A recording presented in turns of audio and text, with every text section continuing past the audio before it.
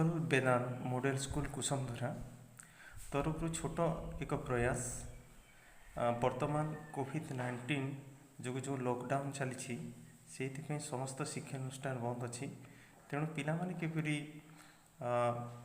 घरे रही यूट्यूब माध्यम किसी शिक्षा हासिल करें से आमर चेष्टा।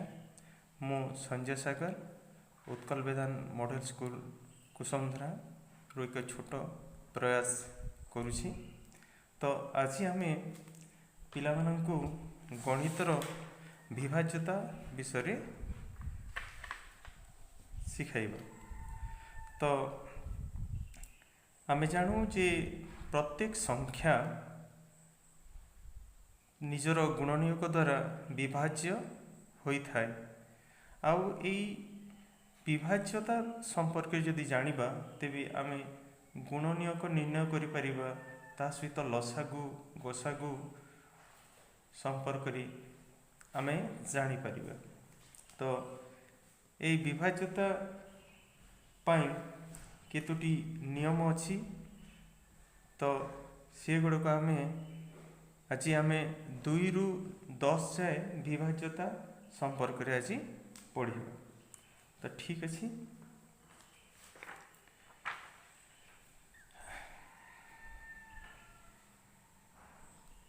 दुई द्वारा विभाज्यता। तो दुई द्वारा विभाज्यतार गोटे नियम अच्छी। संख्यार एकक स्थान रे 0 2 4 6 8 थिले संख्याटी दुई द्वारा विभाज्य। तो यही नियम रु आम एति जानिबा जे जदि कौनसी संख्यार जदि एकक स्थान जदि 0 रहे 2 रहे किंबा 4 6 किंबा 8 रहे तेबे सही संख्याटी दुई द्वारा विभाज्य हेबो।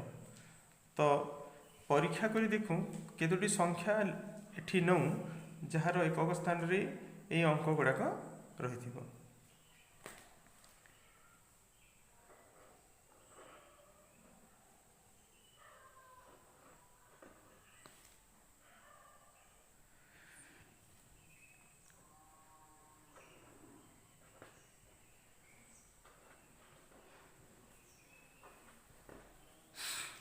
यही संख्या गुड़ाक देख जमी 10 12 14 16 18।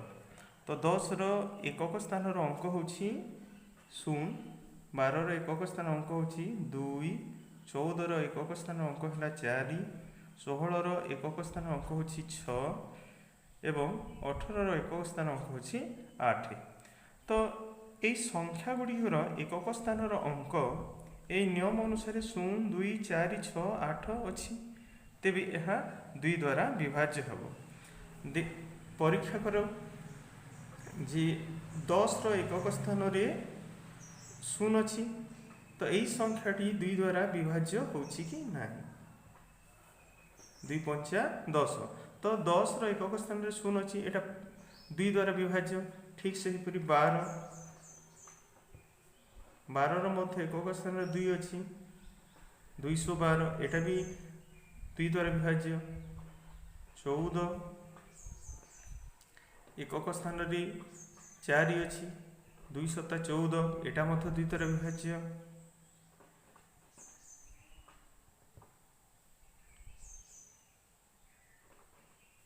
18 एकक स्थान रे 8 अच्छी 2 9 18।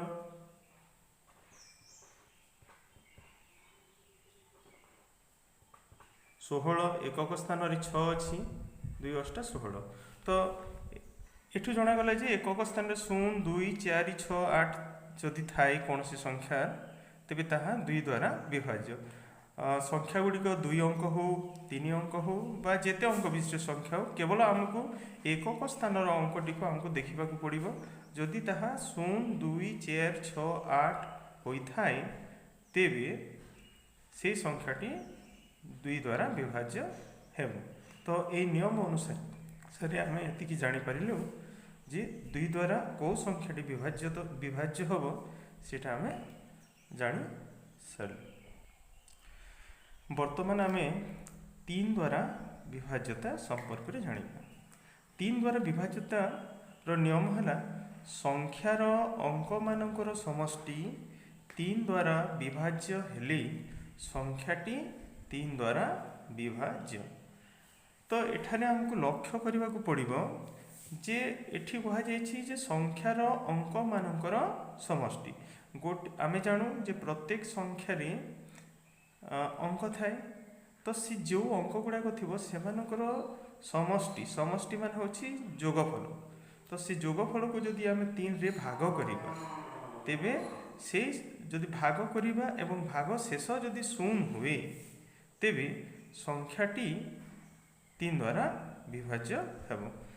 उदाहरण स्वरूप आम गोटे 2 अंक विशिष्ट संख्या जमीक 15 संख्याटी अंक हूँ गोटे 1 गोटे है 5। तेरे आम कौन करवा ए नियम अनुसार अंक मानकर समष्टि बोले 1 जोग 5 करवा समष्टि केते है 6। कौन करवा पुणी एबे 6 को आम 3 द्वारा आम भाग कर देखा जो कौन हो 3 दूणे 6। तो अंक मान यही जो 15 संख्या थिला तो 15 संख्यार अंक 1 और 5 को जोग कलु तो समष्टि के 6 और 6 को पुणी 3 द्वारा भाग करने द्वारा ता भाग फल के 2 ता अर्थ 6 3 द्वारा विभाज्य है। तो ये देखागला जे समष्टि 3 द्वारा भाग होछि तेबे 15 मध्य कौन हम 3 द्वारा विभाज्य हेब। आ गोटे संख्या नु 1356 एटा 4 अंक विशिष्ट संख्या। तो एठी मध्य आमे कौन करिबा अंक मानकर समष्टि प्रथमे बाहर करिबा 1 जोग 3 जोग 5 जोग 6। तो ये अंक मान समष्टि केते हो 1 और 3 होगा 4 और 5 मिसिकी है 9 9 और 6 मिसिकी होगा 15। तो ये समष्टि है 15। एबे कौन करिबा 15 को आम 3 द्वारा आम भाग करिबा 3 पंचा 15। एठी मध्य कौन है जोगफल बा समष्टि 3 द्वारा कौन है भाग होइछि। तेणु ए नियम अनुसार जो कहुई अंक मानकर समष्टि 3 द्वारा जदि भाग हुए तेबे से संख्याटी 3 द्वारा विभाज्य। 1356 अंक मानकर समष्टि 3 द्वारा भाग है किंतु परीक्षा करिबा जे 1356 प्रकृत में 3 द्वारा विभाज्य होछि ना ना।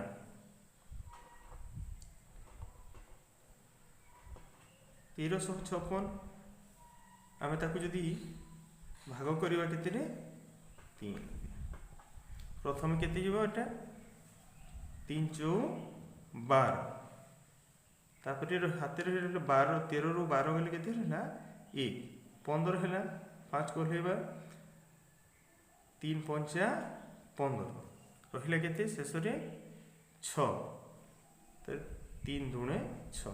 तो एठी भी देखा गला जे 1356 3 द्वारा विभाज्य होछि। एथिरु जणा गला जे 3 द्वारा विभाज्यतार जो नियम अछि संख्यार अंक मानकर समष्टि 3 द्वारा विभाज्य हेले संख्याटी 3 द्वारा विभाज्य हेब। 4 द्वारा विभाज्य 4 द्वारा विभाज्यर नियम है संख्यार शेष अंक 2टी द्वारा गठित संख्या 4 द्वारा विभाज्य हेले संख्याटी 4 द्वारा विभाज्य अटे। तो ये नियम अनुसार आम जो संख्या 4 द्वारा विभाज्य से संख्यार शेष अंक 2टी शेष अंक 2टी कहले 10 एवं एकक स्थानर अंक को बुझाए। तो से नहीं गठित संख्या जदि 4 द्वारा विभाज्य है तेबे से संख्याटी 4 द्वारा विभाज्य हेब। उदाहरण स्वरूप गोटे संख्या नहीं जाऊ 324 यही संख्याटी 3 द्वारा विभाज्य हम यहाँ परीक्षा करवा। तो यही संख्यार शेष अंक दुईट हूँ से 2 और चेयर एम नहीं गठित संख्या है केते 24 को आम कौन करवा चेयर द्वारा आम हरण करवा 424। तो 324 शेष 2 अंक को नहीं गठित संख्या टी चेयर द्वारा कौन हो विभाज्य हो शेष 2 अंक है 24। तो ये चेयर द्वारा विभाज्य हो तो ये जनागला 324 4 द्वारा विभाज्य परीक्षा करवा। ये 324 हरण 4 अष्टा 32 4 1 4। तो ये जनागला 324 शेष अंक 2टी 24 है एवं 24 को जिते बेले आम 4 द्वारा विभाज्य कलु तो भागफलटा 6 है। तो ये 324 4 द्वारा विभाज्य अटे। आ गोटे संख्या नु 220 शेष अंक 2टी हूँ शेष अंक 2टी को नहीं गठित संख्या है 20। तो 20 को प्रथम कौन करवा चेयर रे आमे भाग करवा 4 5 20। वर्तमान आमे 220 को आमे चेयर द्वारा भाग करवा 4 5 20 4 5 20। तो ये भागफलटा केते है 55। तो 220 चेयर द्वारा विभाज्य है। तो ये जनागला चेयर द्वारा जो विभाज्य नियम अच्छी यहाँ जब ठीक भाव में मन रख तेरे निश्चित भाव में चेयर द्वारा विभाज्य संख्या गुड़ी को तुम अति सहजरे निरूपण कर 5 द्वारा विभाज्यता संख्यार एकक स्थानर अंक 0 किंबा 5 होइथिले संख्याटी 5 द्वारा विभाज्य।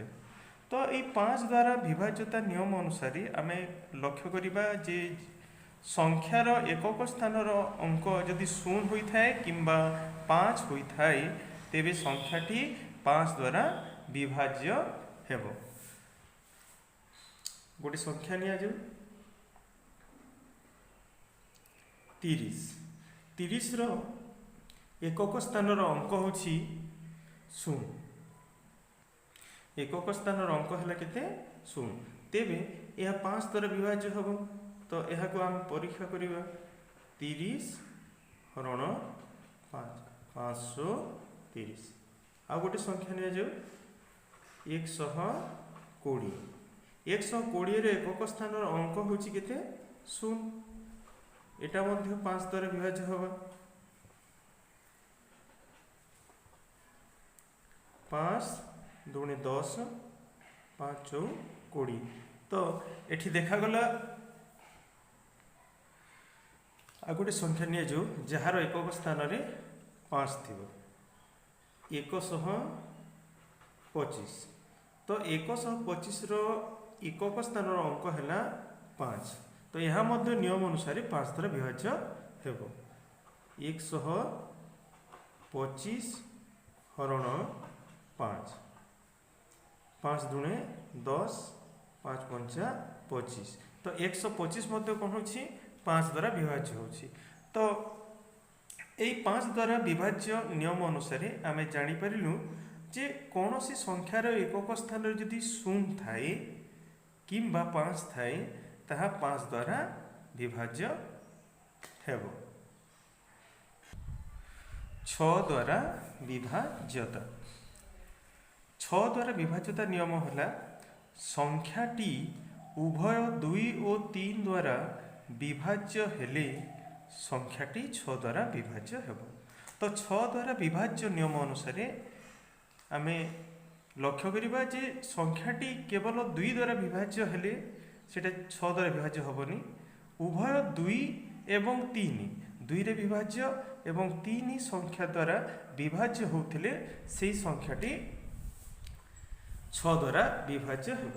तेबे आमे केतोटी संख्या नेबा जोटा उभय 2 एवं 3 द्वारा विभाज्य होथिबो आ ताहा 6 द्वारा मध्य विभाज्य हेब।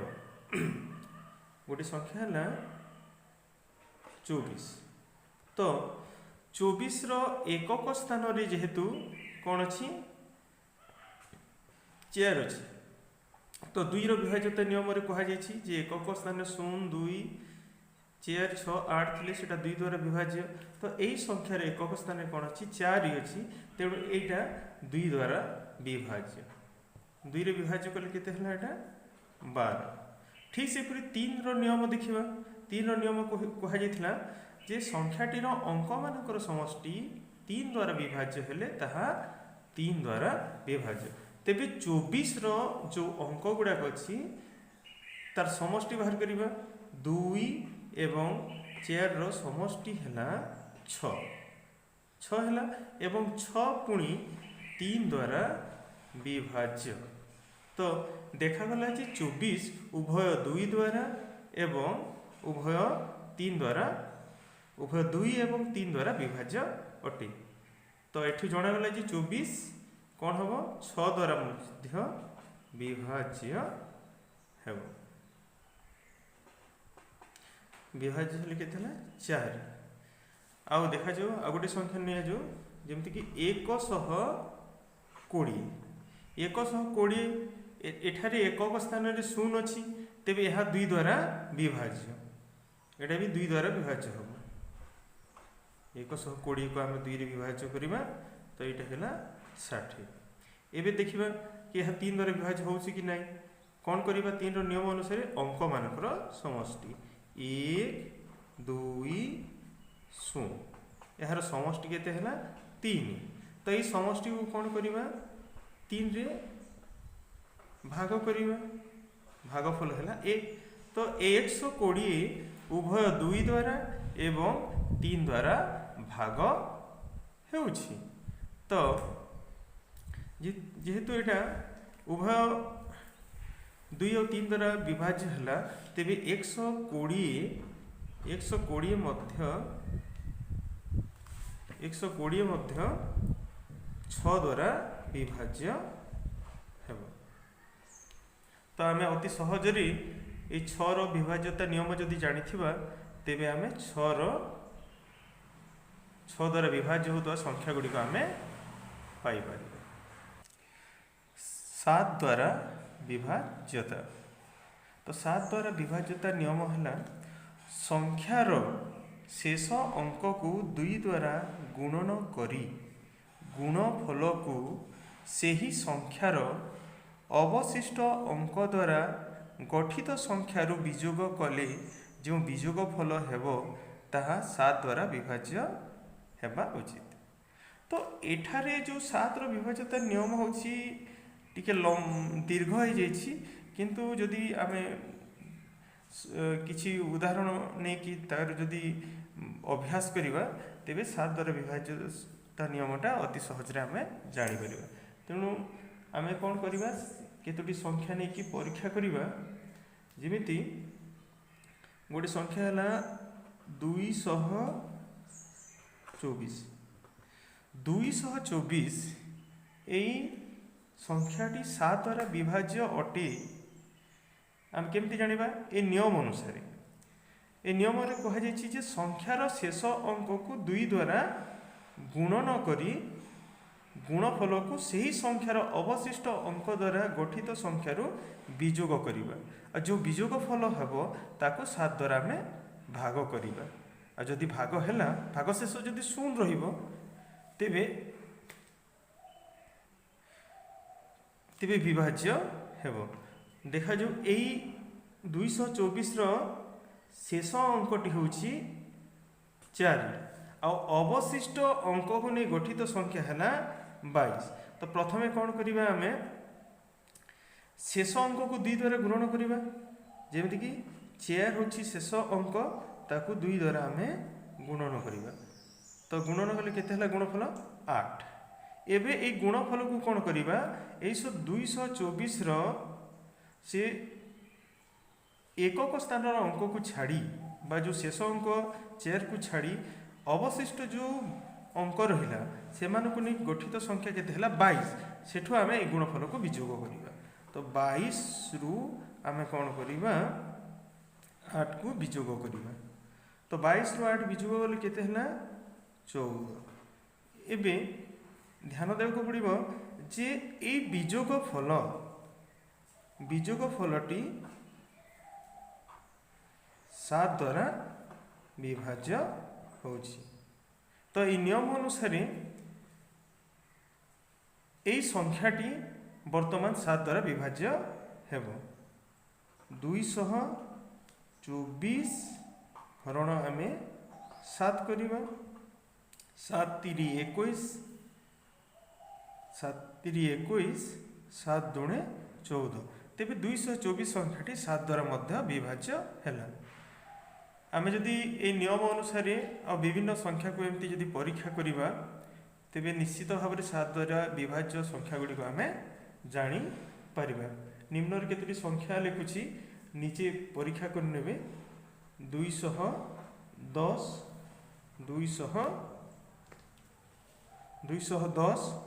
288। तो ये संख्या दीटा को नीचे परीक्षा कर देख ए नियम अनुसार तेबे ता 7 द्वारा विभाज्य हेउछि सेटा निजे जानी परिबे।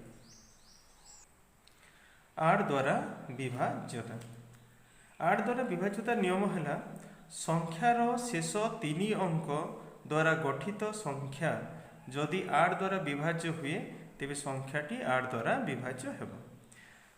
संख्यार शेष 3 अंक कहले आमे 100 10 1 यही स्थान अंक गुड़ी को आमे बुझा। तो से 3 अंक को नहीं गठित संख्या जदि 8 द्वारा विभाज्य है तेबे संख्याटी 8 द्वारा निश्चित रूपे विभाज्य हम। तेणु ए नियम अनुसार आम गोटे परीक्षा करवा। जदि प्रथम संख्याटी निगला मनकर 360 तो यही 360 शेष 3 अंक कहले से 360 ही हम। तेबे शेष 3 अंक कहले 100 10 एकक स्थान अंक को नहीं गठित संख्या। तो से संख्याटी 360 ही हम। तेणु यहाँ को 8 द्वारा आम जदि भाग करी देखिबा तो भागफल केते हम 8 4 32 8 5 40। तेबे 360 8 द्वारा भाग होछि। एबे गोटे 4 अंक कि 5 अंक विशिष्ट संख्या नु जहाँ 8 द्वारा विभाज्य होछि कि नहीं ताको परीक्षा करिबा। गोटे संख्या है 2384। एई संख्याटीर शेष 3 अंक टी होछि 384। एमानकु नै गठित संख्याटी हैला 384। वर्तमान कौन करिबा ए 384 को आमे 8 रे प्रथमे भाग करिबा।